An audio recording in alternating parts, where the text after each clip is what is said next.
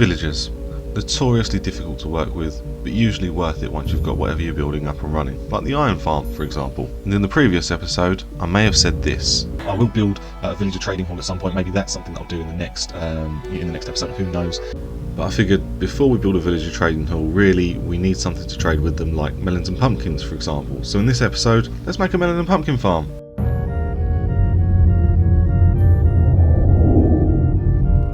So I've got all my supplies, I think, but an industrial farm needs to be built in the industrial district. I'm going to be using a design that's by Silent Whisperer. I'll stick a little link to his tutorial down in the description, so check it out if you fancy building this for yourselves. But yeah, for now, to the Nether.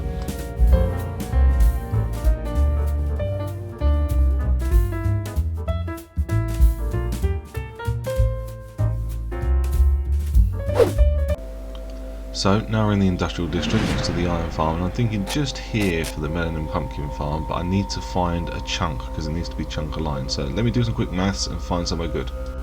Found it, dug out the perimeter for the chunk, so yeah, this should work. It needs to be a chunk because we're going to use a hopper minecart collection system, and they're not so reliable when it comes to going across chunk borders. This is all within one, fill this in, this is all within one chunk. Now we've found our chunk, I need to get rid of the remnants of this rail system that I used to transport the villagers from the breeder to the iron farm. So let me quickly take that down. Okay, that's gone. Time to just dig this area out now that we can build vertically up. Yeah, I need this to be flattened a bit so that I can put the right blocks in the right places.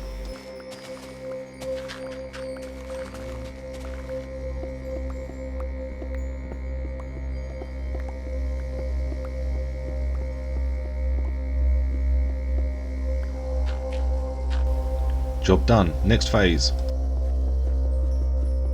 Now that the chunk is mapped out, I know what space we've got to work with. And this is in range of the AFK point at the iron farm. On closer inspection, I actually did 17 by 17 instead of 16 by 16, so I've corrected that now. And now there's a platform for our rails to go on. And a campfire with food that I absolutely will never need. Collection system done. Well, almost done. And there's the first row of observers in place. This is a very repetitive process. Observer, block, observer, block, observer, block. You get the idea. Uh-oh. And here come the last of the pistons, which are significantly easier to place than the observers. I really hope that I've done this right. I really do. No, I didn't. Also, I didn't prep my materials list properly, so I've run out of pistons. And I need some more melon seeds, so I'll just grab some from the farm. Ah, no melons. This is why I didn't need that campfire. I also missed a hoe off of my materials list, so let me just check in here and see if I put it. I know I've got a diamond one somewhere. Nope. Nope. No. When in doubt, make a new one, and the old one will turn up when you don't need it anymore. I'm still waiting for those melons to grow, so while I'm waiting for that, let me just use this farm to get some wheat so that I can breed the cows, because you know that I'm going to need leather later on. The planting of the seeds. This I definitely wish that I could automate. Come on, melons. Come on, melons. Nope. I definitely should have prepped better for this. Just killing time, feeding some cows. I will be grateful for this when I need books later though. Let's have a quick look at this chicken cooker. So baby chickens grow up, head hits lava, they get cooked, drop into this chest. Cooked chicken. Behind the scenes, these chickens lay eggs, they fall into that hopper, which gets dispensed into this dispenser at the front. This comparator reads out of that hopper, which puts a signal into that block, into that redstone, into that dropper, which is read by that observer behind it, which fires the dispenser, and then the chickens pop out at the front. Simples. Simples? Really? Quick check on the cactus farm. Yeah, not bad. By the way this cactus farm works is that these cactus can't grow more than one high, or when they do they get popped by these fence gates. Everything drops into the water and feeds into that system. Turns out I had the seeds I needed in a chest. What a waste of time.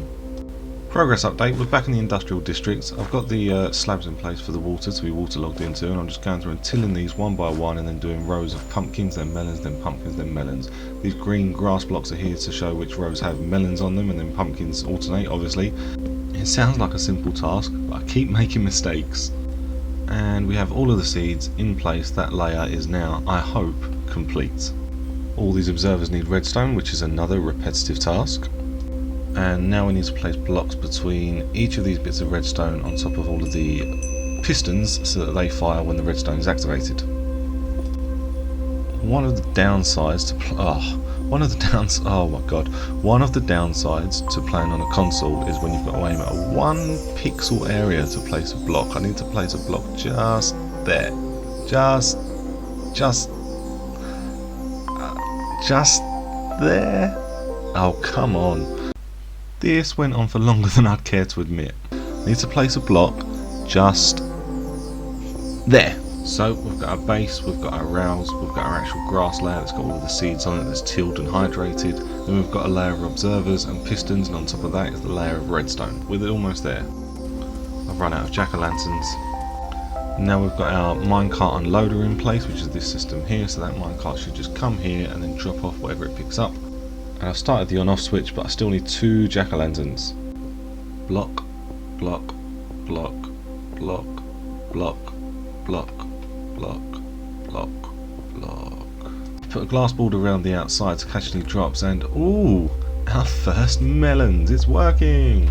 So pretty much everything's in place now, and the reason that we've got this on-off switch is to stop these from growing, because we don't want to have too much lag on the realm. So you flick this switch, it sends a signal up this tower of torches, and it basically just puts the pistons in place so that nothing can grow there, and that hopefully will prevent any lag on the server, fingers crossed. And final redstone checks just to make sure that I'm not missing anything. I'm missing something. These pistons should have fired, and I don't know why they're not. So the redstone torch tower's good. Repeater, block redstone, block, jack-o'-lantern. That's why it's not working. I have a farm that produces pumpkins that's not going to work until it produces a pumpkin. While I was waiting for a pumpkin, I may have got slightly distracted.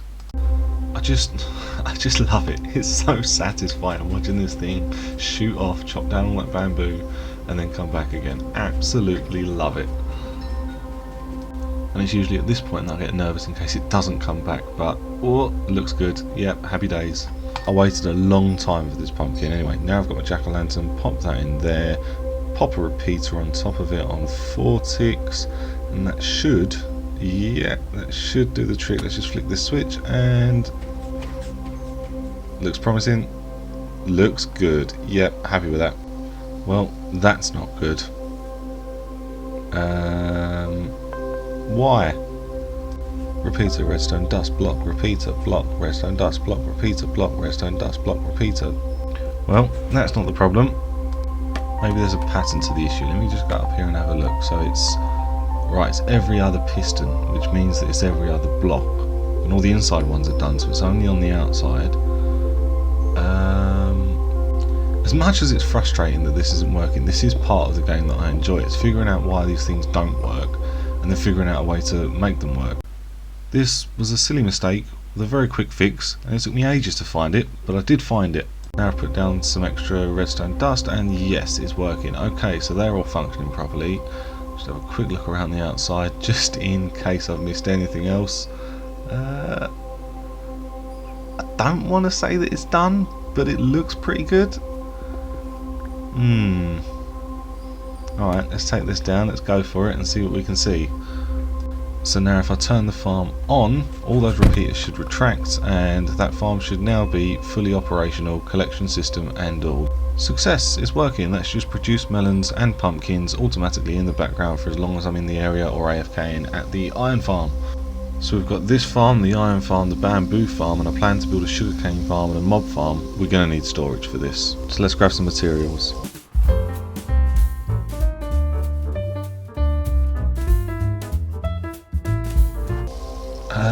I've lost my horse. I've spent most of this episode just searching for things, haven't I? There you are. So I'm thinking just underneath the iron farm for the storage in this area here, and I'll yeah, dig out. I've got an idea for what to do with this border with the water, and I'm going to put some stuff in place first and just see if that works. Yeah, and we can always make it bigger by digging down and putting more chests in. I just want to make sure we've got enough chests of variety to begin with. So this layer that I'm standing on will be the roof, so I just need to expand this out to its full size, and just to give me an idea of what the structure is going to look like. And this guy's holding a trident, which I want to see if I can just get. I've got my looting 3 sword, because that will come in handy later for any additional trident killing machines. And Did we get a trident? Did we get a trident? Brilliant, alright. That'll come in handy later. Now with the roof in place and a rough outline of the structure, I need to get rid of just the perimeter so that I can fill it up with glass on the water side and bricks on the land side. So I'm just going to do these two sides of glass, so that goes all the way around on the river side. Progress update, the glass is done. I need to run back for some more materials, but we've been in the area, so let's just have a quick look and see how this is getting on. Not bad, just working passively in the background. So I'm just going to build up these walls. These will be the interior walls once I dig out all of the dirt over here to my right. And I'm just going for this mix of stone bricks, half stone slabs and some polished andesite, just to give it that industrial feel. With the glass in place and the walls in place, I can now get rid of this water before I dig this entire section out. And once that section is dug out, these glass walls will just give a nice view into this river, which I think would be quite nice on two sides. But you'll still have the walls on the other two sides to give it that industrial feel. That's what I'm aiming for. I'm not a builder, so this might not work out as wonderfully as I would like. But yeah, time to start digging.